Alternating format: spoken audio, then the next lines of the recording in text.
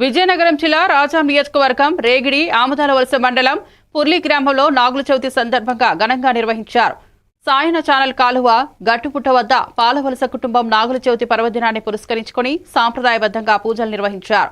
ఆధ్యాత్మిక వాతావరణంలో కుటుంబ సభ్యులు గ్రామస్తులతో కలిసి ఈ కార్యక్రమంలో పాలవలస రామినాయుడు కుటుంబ సభ్యులు సతీమణి పద్మావతి, కుమారుడు జ్ఞానానంద్, పిన్ని రమణమ్మ తదితర పెద్దలు పాల్గొన్నారు.